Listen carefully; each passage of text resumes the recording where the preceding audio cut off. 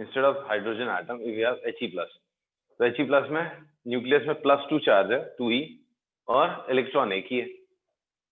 तो इसमें कहाँ पे चेंज आता था सोच के देखो, कौन से स्टेप में डेरिवेशन के चेंज आता था? एग्जाम में क्वेश्चंस पूछते हैं इसलिए बोल रहा हूँ।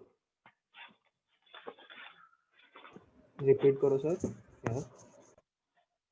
अगर हाइड्रोजन की जगह हाइड्रोजन लाइक एटम होता तो डेरिवेशन के कौन से स्टेप में क्या फर्क आता था?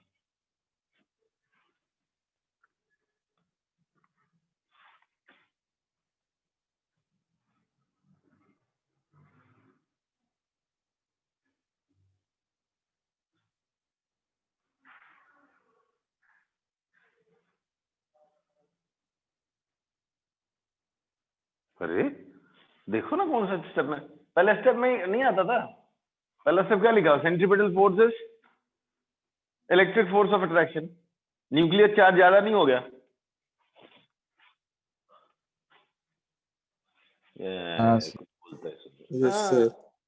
तो न्यूक्लियर चार्ज क्या हो गया? Z टाइम्स ऑफ E हो गया। Where Z is what? Number of protons in the nucleus, या एटॉमिक नंबर। तो उस केस में यहाँ पे ZE into E आता था, ZE² जाता था। तो यहाँ पे क्या लिखा हुआ था? बेसिकली अपॉन Z हो जाता है, ये याद रखना आपको। तो अगर हाइड्रोजन लाइक एटम होगा तो सर हाइड्रोजन लाइक में क्या क्या आता है? भाई कैसी बात कर रहा है यार, H ले लो, He+ ले लो, Li2+ ले लो, B3+ कर भाई। बाहर जितने भी इलेक्ट्रॉन है एक छोड़ के बाकी सब निकाल दो। क्यों? फिर वो इलेक्ट्रॉन के रिपल्शन की वजह से क्या होने वाला वो प्रेडिक्टेबल नहीं था उनके लिए। इनफैक्ट बहुत कॉम्प्लिकेटेड होता है एटॉमिक स्ट्रक्चर। वो वेव मैकेनिकल मॉडल जो समझ पाया उसको ही समझ में आया।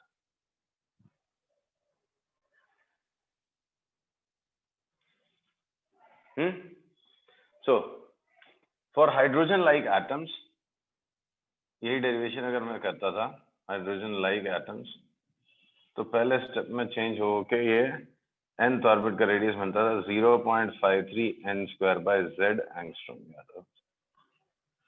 nth ऑर्बिट का रेडियस 0.53 n²/z एंगस्ट्रॉम आता था। समझा?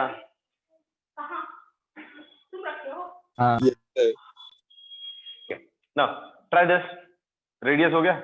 अभी try to derive expression for velocity of orbiting electron.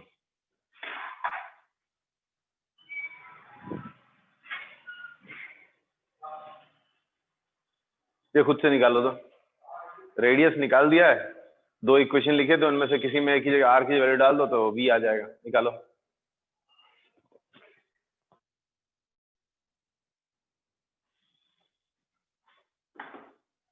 नहीं निकाल पाए? वेलोसिटी भाई mvr is equal to nh/2π है। r का वैल्यू आपके पास है, r is known to you, n² h² and so on। तो v is equal to nh/2πm, nh/2πm into r। r खुद है n² h² epsilon naught πme², right? n cancel, एक h cancel, एक m cancel, क्या बचा? πe², e² upon 2nh epsilon not, right?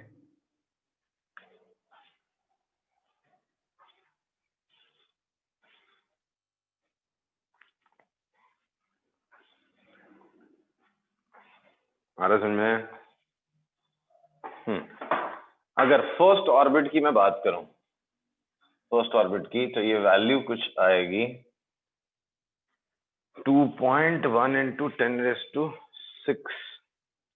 ऐसे कुछ आती है इनकी। फॉर फर्स्ट ऑर्बिट अगर मैं डालूं, for first orbit this value is e square, तो 1.6 into 10 raised to minus 19 का whole square upon 2 into 1 into 6.63 into 10 raised to minus 34 into 8.85 into 10 raised to minus 12। ये कैलकुलेशन करोगे तो आप कितना हो जाएगा, देखो ये 20/3 40/3, ये कितना हो गया 80/9, तो 40/3 into 80/9 into 10 raised to minus 46, ये 2.5 पकड़ लो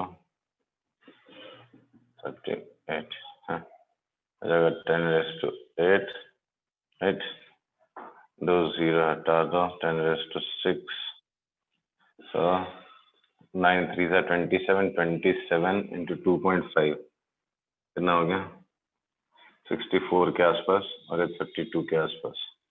तो ये होता है actually 2.1 into 10 raised to 6 metre पर सेकेंड अप्रोक्सीमेटली। याद रह जाए तो अच्छा है, नहीं याद रहा तो भी चलता है। केमिस्ट्री में पूछते हैं इस पर क्वेश्चन तो शॉर्टकट हो जाता है, याद रह जाता है।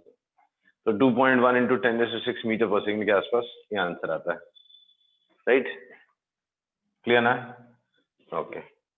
एंड प्रोपोर्शनैलिटी की बात करूं तो velocity is inversely proportional to, अगर प्रोपोर्शनैलिटी की बात हो तो velocity is inversely proportional to N.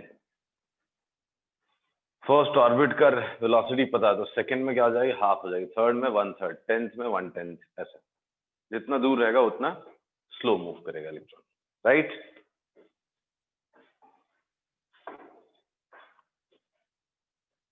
Hello, हाँ सर।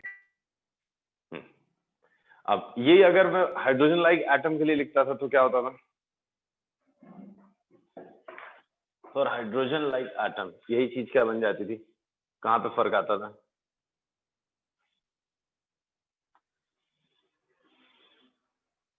सर एटॉमिक नंबर पे। सॉरी, एटॉमिक नंबर पे ना? हाँ, तो कौन से स्टेप में फर्क आता था? रेडियस सब्स्टिट्यूशन में। रेडियस में जो आपने n square h square epsilon upon pi m e square किया था तो z से और मल्टीप्लाई जाता था, तो वेलोसिटी z टाइम्स बढ़ जाएगी। नहीं, nth ऑर्बिट में फॉर हाइड्रोजन लाइक एटम ये z से मल्टीप्लाई हो जाएगा। यहाँ पे देखो ना, वहां पे ये होल थिंग अपॉन z था, राइट? तो ये for hydrogen like atom sir जितना ज्यादा रहेगा एटॉमिक नंबर उतना फास्ट हो जाएगा एटम। हाँ, नहीं तो क्या होगा भाई, अभी यहाँ पे न्यूक्लियस पे एक चार्ज है +1, राइट? ये इलेक्ट्रॉन घूम रहा है, अगर ये +2 कर दिया और इसकी स्पीड नहीं बढ़ाई तो ये अंदर नहीं हो जाएगा। इलेक्ट्रिक फोर्स आपने बढ़ा दिया, ये बढ़ गया, और सेंट्रीपेटल उतना ही रहेगा तो कैसे चलेगा? नहीं ना, फिर सेंट्रीपेटल भी बढ़ाना पड़ेगा ना, तो स्पीड बढ़ानी पड़ेगी आपको। ओके, तो V is proportional to Z/n, या कहीं पे भी Z से मल्टीप्लाई कर ले एक्सप्रेशन को, Z e square upon 2n h epsilon हो जाएगा। V is Z e square upon 2n h epsilon naught. Okay, समझा ना?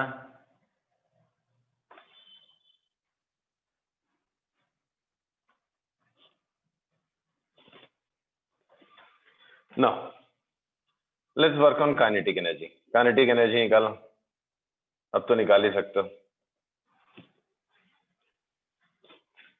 इवैल्यूएट काइनेटिक एनर्जी ना।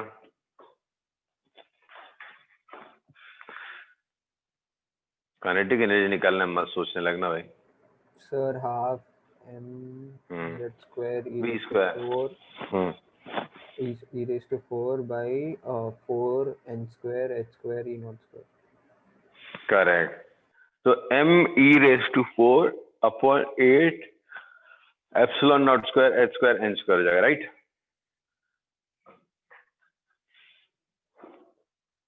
Hello, kinetic energy is half mv square, half m। Velocity का formula हमारे पास already पड़ा हुआ है, e स्क्वायर, तो e⁴ upon 4 n square h square epsilon naught square, तो me⁴ upon 8 n square h square epsilon naught square. ये होगा आपका kinetic energy, right?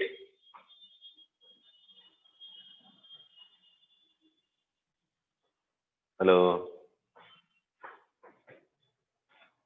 Yes sir.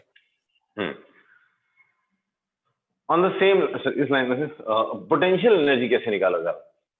Electric potential energy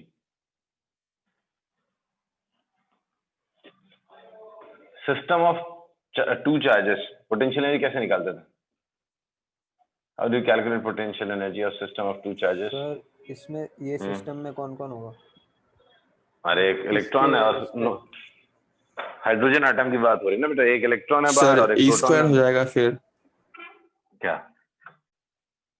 अरे पूरा वैल्यू तो बताओ, आर का भी सब्स्टिट्यूशन करके बताना है ना आपको, आर भी सब्स्टिट्यूट करो ना। अरे इतना तो पढ़ चुके हैं हम लोग यार, अभी नहीं कर पाओगे तो कैसे चलेगा?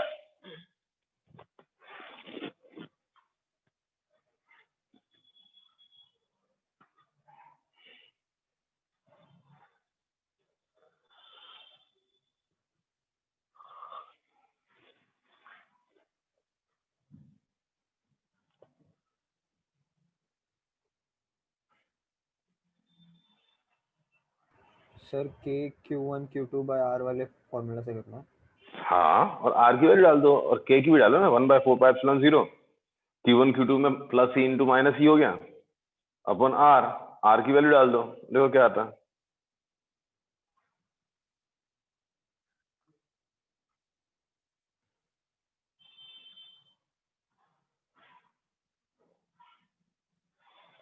हेलो,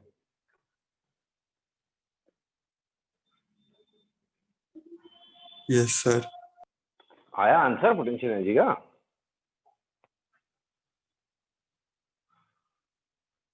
एक मिनट सर।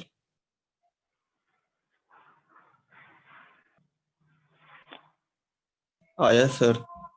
क्या आया answer? Sir -2mz² e⁴ upon 8 9² h square e not square. कुछ तो गड़बड़ा है। -me⁴ upon 8 epsilon 0 square h square n square आना चाहिए था। हाँ सर ये आया। m बस, तो 2 कहाँ से तूने कुछ बताया? सर 2 भी आएगा ना सर न्यूमरेटर में?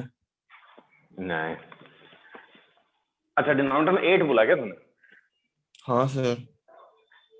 लेकिन स्ट्रेंज, इतना टाइम लगा कैसे दे तुमने? 1/4π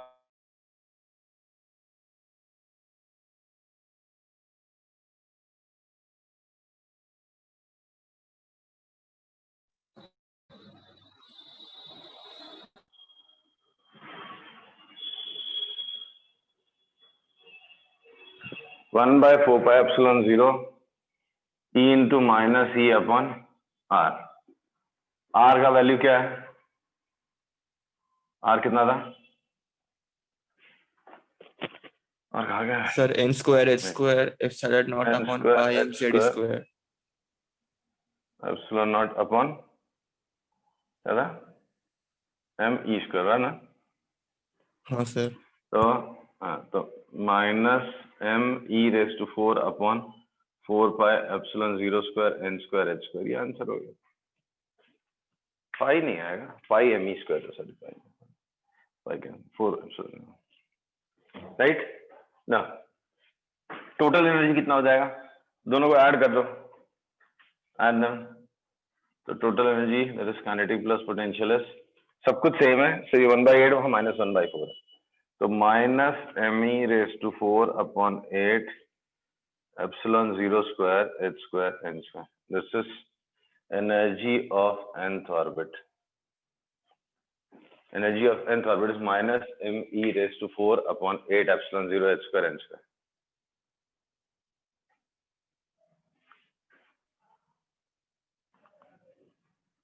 All right. Yes, sir. So ये आ गया एनर्जी ऑफ nth ऑर्बिट. अब इसमें अगर आप फर्स्ट ऑर्बिट की बात करें, एनर्जी ऑफ फर्स्ट ऑर्बिट, तो क्या जाएगा? Minus M E raise to 4 upon 8 epsilon 0 square h square into 1 square. ये सारी वैल्यू सब्स्टिट्यूट करो और कैलकुलेट करो तो ये माइनस 13.6 इलेक्ट्रॉन वोल्ट आते हैं. क्या माइनस, इसको अभी जो कैलकुलेट करो वो जूल्स में आएगा, फिर उसको आप कैलकुलेट करो किसमें? इलेक्ट्रॉन वोल्ट्स में. तो ई से और डिवाइड कर दो तो माइनस 13.6 इलेक्ट्रॉन वोल्ट हो गए. तो एनर्जी ऑफ nth ऑर्बिट क्या हो जाएगा? Minus 13.6 upon n square electron volt. Right sir ये जो माइनस 13.6 इलेक्ट्रॉन वोल्ट है, ये सर सबसे लोड एनर्जी है ना सर? हाँ, हाइड्रोजन ऑर्बिट. समझा? Yes sir. सर ये टोटल एनर्जी का नेगेटिव होने का सिग्निफिकेंस क्या है? हाँ बता रहा हूँ ना. क्वेश्चन है कि what is significant importance of negative potential, negative energy. Energy तो नेगेटिव होती नहीं है, ऐसा नहीं. एनर्जी भी नेगेटिव होती है. कौन सी? Potential energy. अगर आप याद करके देखो, कई जगह हमने gravitational potential energy was always negative. क्यों? इनफाइनाइट पे हम जीरो मानते हैं. अब आप इधर लाओगे तो कंजर्वेटिव वर्क क्या करेगा? पॉजिटिव होगा, तो पोटेंशियल एनर्जी फॉल होगी. तो अगर इसको जीरो मानोगे तो यहाँ पे नेगेटिव हो जाएगी. एक्चुअली जब भी नेगेटिव पोटेंशियल एनर्जी है, मतलब उनके बीच में अट्रैक्शन, अगर ये दो charges like charges, positive positive, तो इनके बीच की जो पोटेंशियल एनर्जी होती वो कैसे होती? पॉजिटिव होती. इस सिस्टम की जो पॉजिटिव एनर्जी होती, पोटेंशियल एनर्जी, वो पॉजिटिव होती. Right? Because there is a repulsion. Right? ऐसे किसी ने इनफाइनाइट से वर्क करके, सॉरी, डिस्टेंस बढ़ रहा है. हाँ, डिस्टेंस बढ़ नहीं रहा. मतलब भाई रिपल्शन है, इनफाइनाइट से आप यहाँ लाओगे तो work done due to conservative force negative होता था ना. फोर्स लग रहा है इधर, डिस्प्लेसमेंट है इधर, तो work done due to conservative force negative होता था. उसका अपोजिट साइन होता था change in potential energy. Like charges move away, potential energy decreases. Unlike charges move away, potential energy increases. Sir मतलब यहाँ से ये कंक्लूड होता है कि जो इलेक्ट्रॉन है वो न्यूक्लियस से बंधा हुआ है, यानी कि न्यूक्लियस से निकलने के लिए एनर्जी देने पड़ेगी तभी बाहर आएगा. मैं पहुंच रहा बेटा, तो बहुत आगे भाग गया. तो जब अट्रैक्शन रहता है तब तक पोटेंशियल एनर्जी निगेटिव होती है. ठीक? अब हुआ क्या, काइनेटिक एनर्जी और पोटेंशियल एनर्जी मिला के भी अगर टोटल एनर्जी भी निगेटिव रह गई, तब मतलब यह है कि वो बाउंडेड है. अगर पोटेंशियल एनर्जी नेगेटिव है, ठीक, कोई बात नहीं, उनके बीच में अट्रैक्शन है. अगर टोटल एनर्जी नेगेटिव हो गई तो मतलब इट इज बाउंडेड. तो पोटेंशियल एनर्जी नेगेटिव हमने सीखा हुआ पहले, जहां जहां अट्रैक्टिव फोर्सेस रहते हैं वहां पे पोटेंशियल एनर्जी नेगेटिव दिखते हैं. ठीक? ग्रेविटेशनल पोटेंशियल एनर्जी ले लो, potential energy of system of two charges opposite in nature, positive negative ले लो, तो उन सब केसेस में पोटेंशियल एनर्जी नेगेटिव आ जाती. बट अगर आप टोटल एनर्जी नेगेटिव बोलो तो नेगेटिव टोटल एनर्जी का मतलब होता है एनर्जी ऑफ बाउंडेशन. तो as total energy of electron is negative, we can conclude that electron is bounded to nucleus. It cannot escape with that. It cannot escape. So it is bounded to nucleus. It cannot escape. Right? भाग नहीं सकता वो वहीं पर रहेगा. समझा? Yes sir. If you want it to move out, you will have to give it some energy. Total energy अगर negative हो तो बाउंडेड है, 0 या ग्रेटर देन 0 है तो वो फ्री टू मूव।